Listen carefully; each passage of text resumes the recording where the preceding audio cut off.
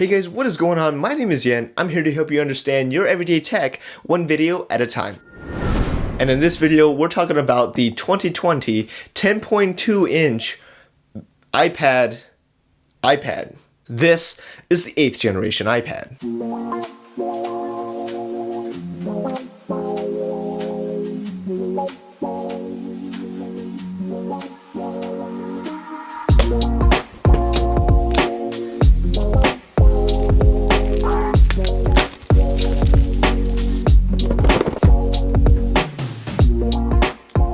Included in the box is the iPad itself, a thing of paperwork, a USB-C to Lightning cable, and a 20-watt USB-C wall charger, which I am very happy to see. But unfortunately, that means we're still stuck with Lightning and not USB-C.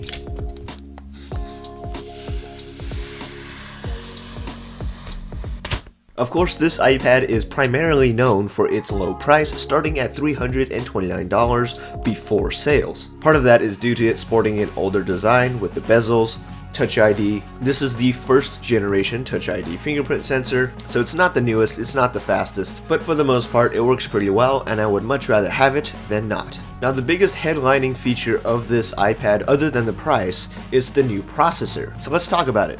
This is the same A12 Bionic found in the iPhone XS, in the iPad Air 3rd generation, and the iPad Mini 5. This is a huge step up from the previous generation A10 Fusion chip. Everything from doing daily tasks, watching videos, playing games, even editing 4K video, you're gonna be just fine with this iPad. By the way, if you didn't know, you can actually pair a PlayStation or Xbox controller to this iPad. So I'm gonna do that by holding the share button and the PS button until the back bar starts flashing. And then I'll just go into Bluetooth settings and pair it to my iPad. Now I have pretty much a mobile gaming console.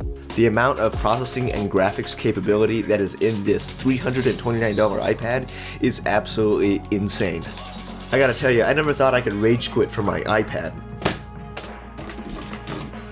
In other words, you will not have to worry about performance for years and years to come, and you'll get a bunch of new software updates for years down the line. In fact, iPad OS 14 right now supports the iPad Air 2 from 2014, 6 years ago. So in 2026, in iOS 20, this $300 iPad will still be supported. Now, I think the biggest drawback to this iPad is the display. Now, in terms of your normal display specs, the display is just fine. The resolution is pretty high. You're not going to be seeing any pixels, and it is bright enough for all the iPad tasks. Where this display lacks is in display quality.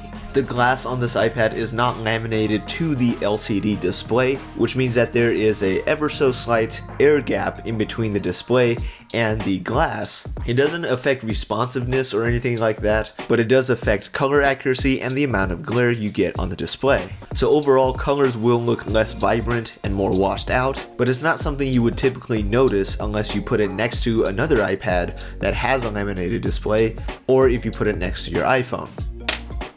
It also supports the first generation Apple Pencil and all the goodness that iPad OS 14 brings. For example, the scribble feature will let you use an Apple Pencil to just write in any text field, which I think is pretty awesome. I'll have to make a full review on this feature later on, so be sure you're subscribed for that.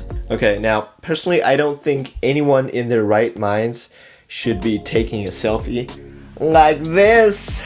And because this is a tech review, we gotta talk about the cameras. But there's really nothing much to talk about here. It's the same as the previous generation. 8 megapixels on the back, 1.2 on the front. Both are ugly potatoes, good enough for FaceTime, but that's about it. We're still looking at the same 10-hour battery life that Apple's been advertising for over 10 years now. And so far, I have no complaints with the battery life on this iPad. Easily 2 days with normal use. Even if you play games like I've been doing, you're gonna be just fine. So I gotta say, this iPad is a pretty complete package. It literally does all the iPad things, and it does them very well. The only things that are a bit of a bummer is the non-laminated display, the first generation Touch ID, but I mean, those are kind of toss-ups for something in this price range. I believe that you cannot beat the amount of value that this device provides at this price. If you're looking to get a new iPad and you want to save some money, I would definitely recommend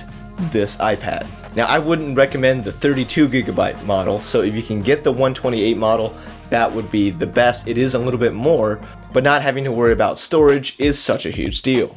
And I bet during Black Friday or during any discounts, if you didn't know, the last generation of this iPad went on sale for $249 during Black Friday last year. Actually, it was that way for most of last year. But you could have gotten the 128GB model for like $350 or something, which is an incredible value for what you're getting. Now, if you found this video helpful, I would ask that you hit the subscribe button and the little bell. That way you get notified whenever I upload new videos. If you didn't know, YouTube doesn't actually notify you if you just hit the subscribe button, which I think is kind of dumb, but if you hit the little bell, then you're all set. And if you do subscribe, I will see you in the next video.